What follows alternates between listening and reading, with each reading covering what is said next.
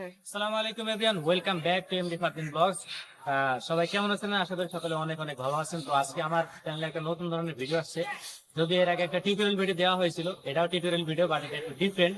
তো আজকে হচ্ছে একটা স্ট্যান্ডার্ড টিউটোরিয়াল দিতে যাচ্ছি, যেটা হচ্ছে বানিও। বানিও আছে দুই ধরনের, একটা আছে হচ্ছে ইংলিশ বানিও, আর একটা আছে আমেরিকান বানিও।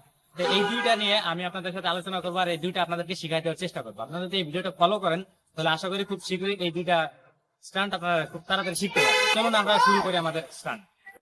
তো আজকে আমি আপনাদেরকে টিউটোরিয়াল দেখানোর জন্য সাইকেল নিয়েছি বোসান 6.1। এটার একটা রিভিউ ভিডিও ছিল, এই যে এখানে দেখতে পাচ্ছেন আই বাটনে, এখানে ক্লিক করেন, ওই ভিডিওটা দেখতে পারবেন, পরে দেখেন।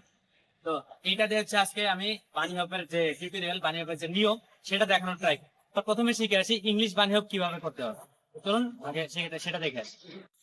তো সর্বপ্রথম আমাদেরকে বানি হপ করার জন্য আমাদেরকে শিখতে হবে সাইকেল পিছন থেকে পুশ করা।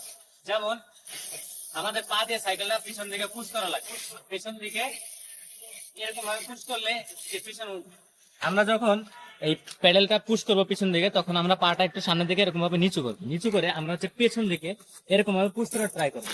যখন এরকম ভাবে পুশ করবো, এক পাও দিয়ে দেখাচ্ছি, যখন এরকম ভাবে পুশ করবো তখন এই যে পেছন দিকে টান দিলে পুরো সাইকেলটা পিছন দিক থেকে উঁচু হয়ে যাবে।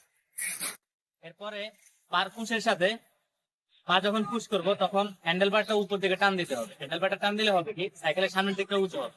তো এখানে পা যখন পেছন দিকে আমরা ধাক্কা দেবো আর যখন সামনে হ্যান্ডেল বারটা টান দেবো, ওটার ব্যালেন্সটা সমান সমান থাকবে, তখন হচ্ছে ইংলিশ বানি হপটা হবে। যেমন আমি আপনাদেরকে একটা স্টেপ দেখাচ্ছি, এটা দেখলে আপনারা বুঝতে পারবেন।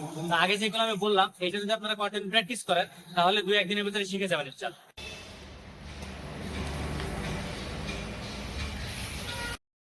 এইখানে আপনারা দেখতে পাচ্ছেন, যখন আমি বানিয়ে জন্য সাইকেলের নিয়ে উপরে লাফ দিয়েছি, তখন আমি আমার পাটা সোজা করে দিয়েছি।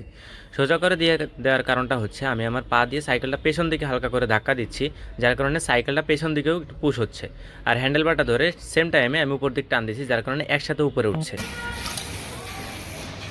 তো স্টান্ট করার আগে সবার আগে মাথায় রাখবেন সেফটি। যদি আমি সবার কাছে ক্ষমা চেয়ে নিচ্ছি, কারণ আমার কাছে কোনো সেফটি নেই, বিশেষ করে আমার হেলমেট নাই।